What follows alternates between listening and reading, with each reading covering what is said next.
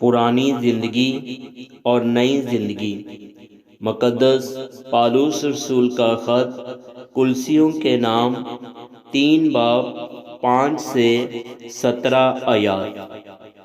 پس اپنے ان اعضاء کو مردہ کرو جو زمین پر ہیں، یعنی حرام کاری اور ناپاکی اور شہوت اور بری خواہش اور لالچ کو، جو بت پرستی کے برابر ہیں، کہ انہی کے سبب سے خدا کا غضب نافرمانی کے فرزندوں پر نازل ہوتا ہے۔ اور تم بھی جس وقت ان باتوں میں زندگی گزارتے تھے اس وقت انہی پر چلتے تھے، لیکن اب تم بھی ان سب کو، یعنی غصہ اور قہر اور بدخواہی اور بدگوئی اور منہ سے گالی بکنا چھوڑ دو۔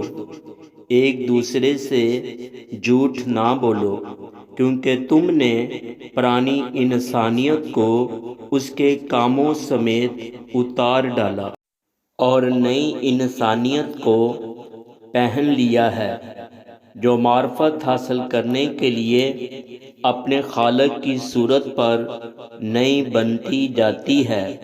وہاں نہ یونانی رہا، نہ یہودی، نہ ختنہ، نہ نامختونی، نہ ویشی، نہ سکوتی، نہ غلام، نہ آزاد، صرف مسیح سب کچھ اور سب میں ہے۔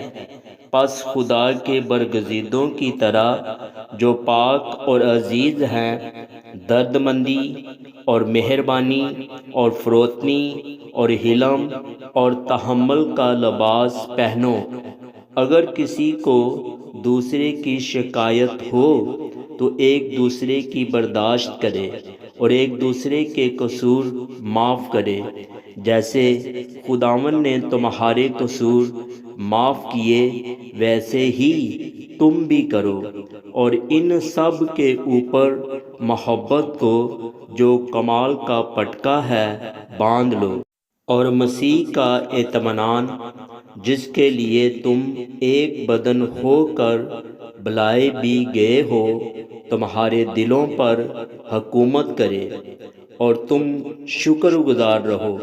مسیح کے کلام کو اپنے دلوں میں کثرت سے بسنے دو، اور کمال دانائی سے آپس میں تعلیم اور نصیحت کرو، اور اپنے دلوں میں فضل کے ساتھ خدا کے لیے مزامیر اور گیت اور روحانی غزلیں گاؤ۔